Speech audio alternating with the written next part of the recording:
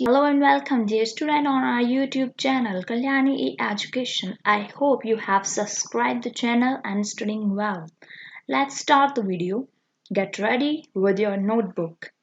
Today we will study about science of class 10th. The first chapter will be chemical equation and reactions part 1.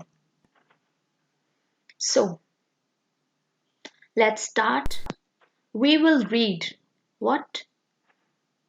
We will read chemical reactions, रासायनिक अभिक्रियाएं, chemical equation, रासायनिक समीकरण, and write chemical equations, यानी कि रासायनिक समीकरणों को लिखना.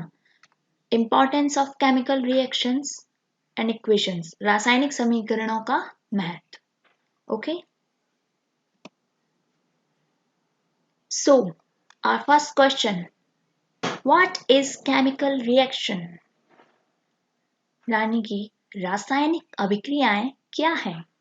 In one chemical reaction, one or more substances are interchanged and converted into substances with one or more different chemical properties.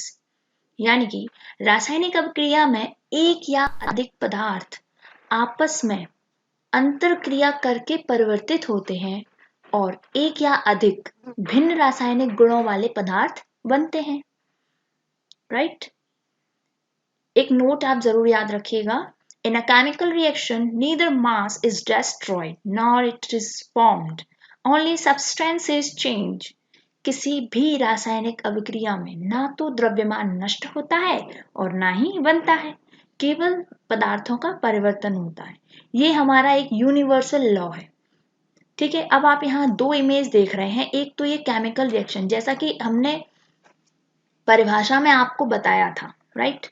क्या बताया था कि रासायनिक अभिक्रिया जब दो पदार्थ आपस में रिएक्शन करते हैं तो कुछ एक नया पदार्थ बनता है. राइट? एज यहाँ आप देखेंगे कि यहाँ दो चीजों को मिक्स करके एक नए पदार्थ का निर्माण किया जा रहा है. और एक बात याद रखिएगा, इनका वेट बराबर होगा, इनको कभी नष्ट नहीं किया जाएगा, ना किया जा सकता है. राइट? और एक दूसरा आप देख रहे हैं जिसमें दो एप्पल है. एक एप्पल है जो लुक में बहुत ज्यादा फ्रेश दिख रहा है, एक है जो थोड़ा रेडिश है. आपने कभी नोटिस किया कि आपने अगर घर पे एप्पल काट के रखा हो तो वो रेड कलर का हो जाता है? जानते हैं क्यों? क्योंकि वो इन्वायरमेंट में प्रेजेंस ऑक्सीजन से क्रिया करके रेड कलर का हो जाता है. यानी कि यहाँ पर भी एक केमिकल रिएक्शन चल रही है. राइट?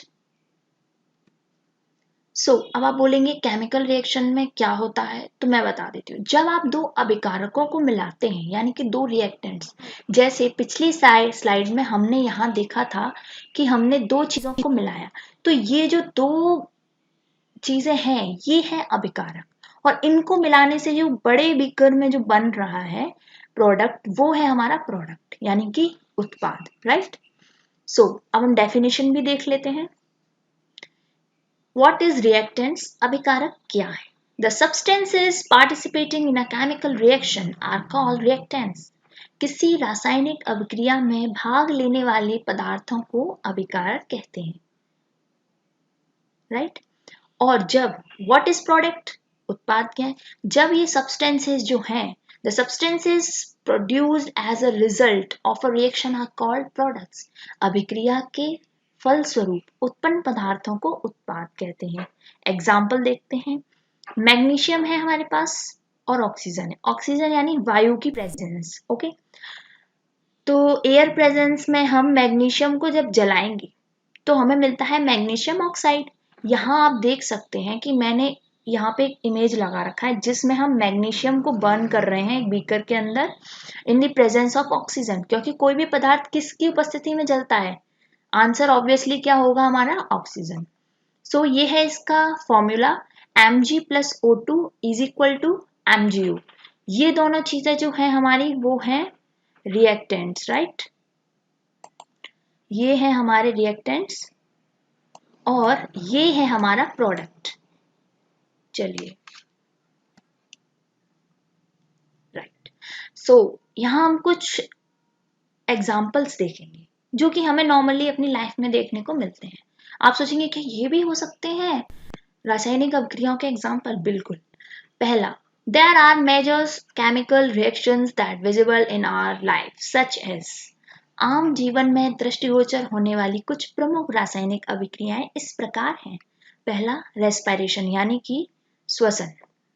आप बोलोगे श्वसन भी एक रासायनिक अभिक्रिया, ऑब्वियसली आप वायुमंडल की ऑक्सीजन ग्रहण करते हैं और कार्बन डाइऑक्साइड को बाहर छोड़ते हैं। उस परिस्थिति के दौरान आपकी बॉडी में ग्लूकोज का निर्माण भी होता है, तो ये एक रासायनिक अभिक्रिया है। दूसरा मेकिंग योगर्ट यानी कि दही का बनना, किससे? विद मिल्क, दूध से, दूध से दही का बनना। फिर आता है रस्ट ऑन आयरन यानी कि लोहे पर जंग लग जाना, लोहे पर जंग लगना या मोर्चा लगना, राइट। फिर है आपका कुकिंग फूड, खाना बनाना, बिल्कुल, क्योंकि हमने कई सारे इंग्रेडिएंट्स अपने फूड में डाले जिसके बाद हमें एक अच्छी सी डिश मिली यानी कि एक प्रोडक्ट मिला, राइट। इसके बाद है गेट बर्न, जल जाना, बिल्कुल आप जल जाते हैं, वो भी एक रासायनिक अभिक्रिया है। फोटोसिंथेसिस, प्रकाश संश्लेषण, ये तो आप जानते हैं, भोजन पेड़ पौधे अपना भोजन इसी प्रोसेस के थ्रू बनाते हैं। Production of energy by batteries यानी कि बैटरियों द्वारा विद्युत ऊर्जा का उत्पादन। आपने देखा आपके घरों में इन्वर्टर होता है, उसमें एक रासायनिक अभिक्रिया चल रही होती है जिसके थ्रू हम लाइट बनाते हैं, ठीक है। Manufacture of plastic from crude oil, कच्चे तेल क्रूड ऑयल से प्लास्टिक बनाना, सिरका बनाना, विनेगर बनाना, एक्सेट्रा एक्सेट्रा। ये देखिए यहाँ पर कुछ फोटोज दिए हुए हैं जिसमें आप देख सकते हैं कि इस फोटो में आग जल रही है in the presence of oxygen, right. और यहाँ पर लोहे पे जंग लगा हुआ दिखाया गया है। ये सब आप नोट करते जाइए, ये इमोजी बता रहा है। Now next question, what is chemical equation? रासायनिक समीकरण क्या है? सो chemical equation, the description of a chemical reaction in the form of sentences becomes very long. It can also be written in short. This is the simplest method is to write it as a word equation. यानी वाक्य के रूप में, एक sentence के रूप में किसी रासायनिक अभिक्रिया को आप लिखेंगे तो बहुत लंबा हो जाएगा, राइट। तो इसे बहुत इजी बनाने के लिए हमने इसको एक बहुत ही शॉर्ट फॉर्म में लिखना स्टार्ट किया।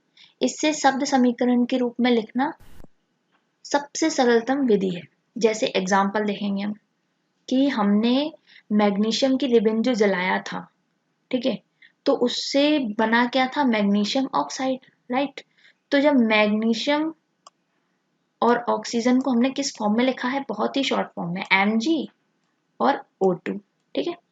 तो मैग्नीशियम ऑक्साइड को हमने MgO वेरी शॉर्ट लिख दिया, वरना आप देखिए मैंने ये वाला लाइन कितना बड़ा लिखा और यहाँ इतना लिख के भी आप समझ सकते हैं, ठीक है। नेक्स्ट क्वेश्चन है how to write chemical equation? रासायनिक समीकरणों को कैसे लिखें? ऑब्वियसली लिखना आसान तो है, पर लिखा कैसे जाता है?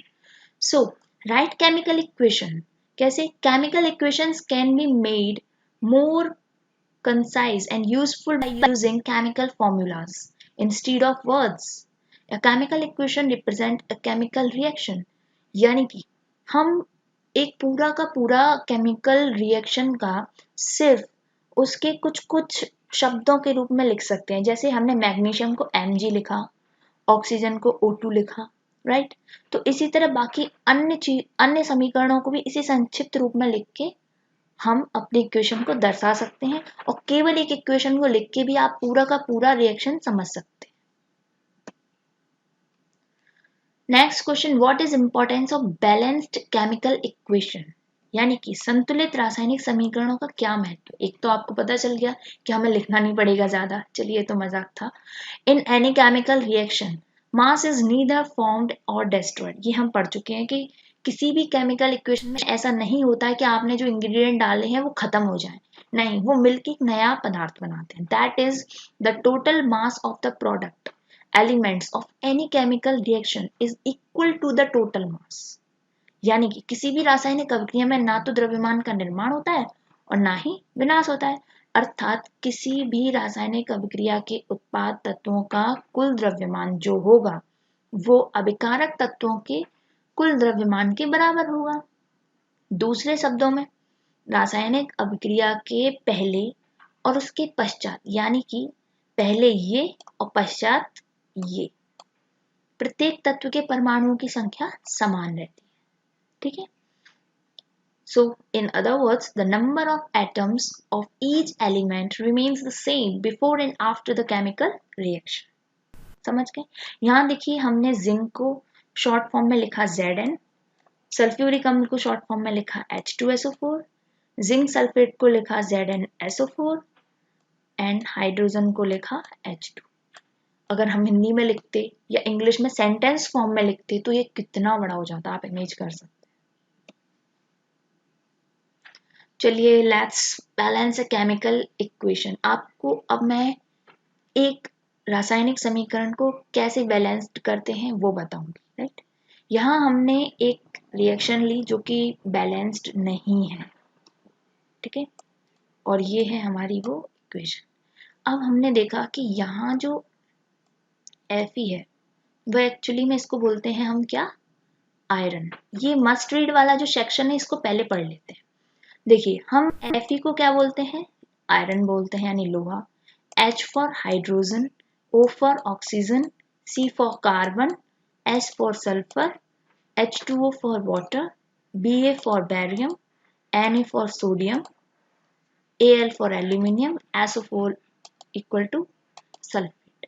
ये आप जरूर याद कर लीजिएगा, इतना ही नहीं, पीरियोडिक टेबल के कुछ कुछ और इम्पॉर्टेंट ये सिंबल्स आप याद रखिएगा, ठीक है। तो हमने पहली इक्वेशन में Fe प्लस H2O ये दिया गया है। यहाँ देखिए हमने बात की थी कि दोनों साइड बैलेंस्ड होनी चाहिए, यानी कि यहाँ जितने परमाणु हैं, जितने एटम्स हैं, उतने ही एटम्स हमें यहाँ मिलेंगे।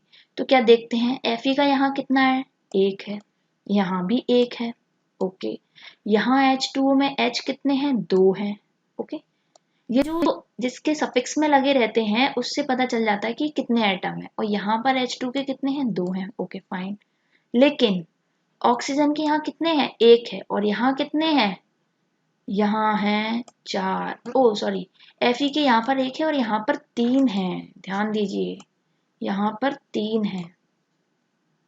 इसके बाद नेक्स्ट में क्या है, Fe। अब देखिए Fe को 3 करना है और H2 का तो 2 है, चलो ठीक है। ऑक्सीजन का तो 4 करना पड़ेगा, तो हमने क्या किया, इसमें यहाँ 4 लगा दिया। तो यहाँ पर अगर आप लगाते हैं कोई भी नंबर तो वो पूरी की पूरी इसके एटम्स के लिए हो जाता है, समझ गए। तो यहाँ पर 4 आपने जैसे ही लगाया तो ऑक्सीजन के लिए तो 4 हो गए, लेकिन हाइड्रोजन के लिए इन दोनों का मल्टीप्लाई यानी कि 8, कितने हो जाएंगे आपके, 8 परमाणु हो जाएंगे, ठीक है। अब इसके बाद देखना, हमने यहाँ देखा कि Fe 3 थे, अब हाइड्रोजन 8 हो चुके हैं, तो हमने नेक्स्ट स्टेप में क्या करा कि हमने हाइड्रोजन को भी 4 बढ़ा दिए, जो लास्ट में हमारा H2 बचा था वहां, तो हमने हाइड्रोजन की भी 4 बढ़ा दिए यहाँ पर देखिए। लेकिन फिर यहाँ गड़बड़ हो गई, मैंने आपको बताया था यहाँ लगाएंगे तो जो यहाँ पे पीछे जो लगा हुआ है 2 यानी कि 2, वो 4 से मल्टीप्लाई करके हो जाता है 8, और यहाँ पर अब आप चेक करेंगे तो यहाँ पे कितने हैं, 8, तो इक्वल हो गया ना, यहाँ भी 8 और यहाँ भी 8, ऑक्सीजन भी इक्वल हो चुके हैं हमारे। अब हमारे पास बचा क्या, Fe यानी आयरन। आयरन के हमारे पास 3 एटम्स हैं, यहाँ हमारे पास 3 एटम्स हैं, तो हमने 3 यहाँ बढ़ा दिए, इसके बाद हमने 3 यहाँ पीछे बढ़ा दिए, राइट। अभी देखना Fe 3 थे, 3 हो गए, गुड। इसके बाद हमारे पास H2O कितने थे, 8 हो गए, very good. 4 is equal to 2, 8, और यहाँ भी 8। ऑक्सीजन कितने थे, 4, तो यहाँ भी ऑक्सीजन देखिए 4 है, राइट। यानी कि अब ये केमिकल रिएक्शन बैलेंस्ड हो चुकी है। जब LHS यानी लेफ्ट हैंड साइड आपका इक्वल हो जाए राइट हैंड साइड के, तो समझ लेना कि आपकी इक्वेशन कंप्लीटली बैलेंस्ड हो गई है। पर इसके साथ ही हम कुछ अच्छी चीजें भी देखते हैं, जैसे कि अगर आप कोई रिएक्शन कर रहे हैं तो हमें उसका फॉर्म भी बताना पड़ता है कि आप किस स्टेट में अपनी रिएक्शन को कंप्लीट कर रहे हैं। देखिए इसके लिए पहले नोट पढ़ लेते हैं।